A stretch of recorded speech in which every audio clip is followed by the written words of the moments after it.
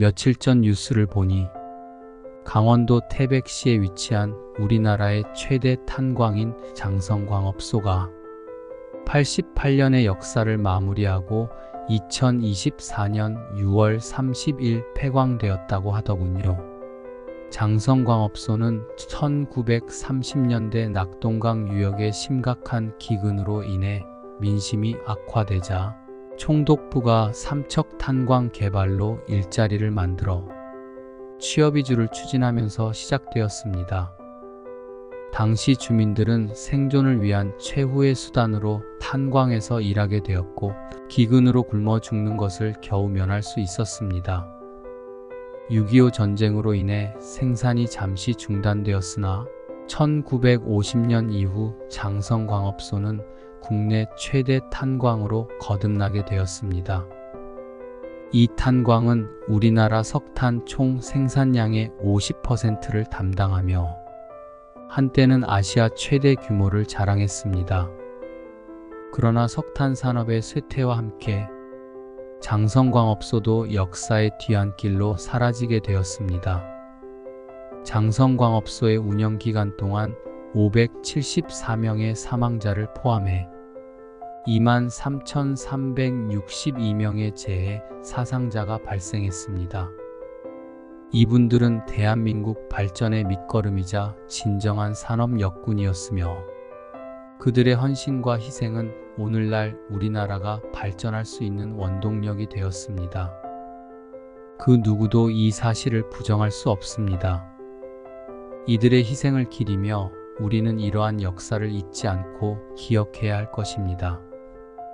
이처럼 세월이 흐르면서 많은 것들이 생겨났다가 사라지고 변하는 모습을 우리는 주변에서 자주 목격하게 됩니다. 이는 우리 삶의 일부이자 역사와 문명의 진보를 반영하는 자연스러운 현상입니다. 산업혁명 이전에는 농업이 주된 경제활동이었습니다. 사람들은 대부분 농업에 종사하며 생계를 유지했고 농업이 경제의 근간을 이루고 있었습니다. 그러나 18세기 후반에 시작된 산업혁명은 이러한 농업 중심의 사회를 급격히 변화시켰습니다. 기계화와 공장의 등장으로 인해 생산 방식이 혁신적으로 변했고 이는 도시화와 노동계층의 형성을 촉발시켰습니다. 더불어 새로운 직업군이 생겨나고 경제 구조가 재편되었습니다. 하지만 이러한 변혁 속에서 전통적인 농업은 점차 쇠퇴하며 사라지게 되었습니다. 그리고 지금 우리는 또 다른 산업의 변화를 목격하고 있습니다. 한때 타자기를 이용해 문서를 작성하고 편지를 썼던 것이 컴퓨터와 워드 프로세서의 등장으로 타자기는 점차 자취를 감추고 오늘날에는 대부분의 사람들이 컴퓨터나 스마트폰을 이용해 문서를 작성하고 이메일을 통해 소통합니다. 타자기는 이제 박물관에서나 볼 수 있는 옛날 유물이 되었습니다. 그리고 야후, 네이버 등으로 대표되던 인터넷 검색도 챗 GPT와 같은 것으로 대체되고 있습니다. 그리고 직방이나 다방과 같은 단방향 플랫폼들도 당근마켓과 같은 양방향 소통이 가능한 플랫폼으로 대체되면서 적자에 허덕이고 있습니다. 직방, 다방과 같은 플랫폼도 한때 반짝 나왔다 사라진 시티폰과 같은 신세가 되어 사라질 가능성이 높습니다. 우리는 또 AI의 일자리를 내어주고 장성광업소의 광부들처럼 산업구조의 변화로 일자리를 잃게 될지도 모르겠습니다. 한때 산업역군이었다는 칭찬을 받으면서 말입니다. 이러한 변화는 때로는 고통스럽고 어려운 과정을 수반하기도 하지만 동시에 새로운 기회와 가능성을 열어줍니다.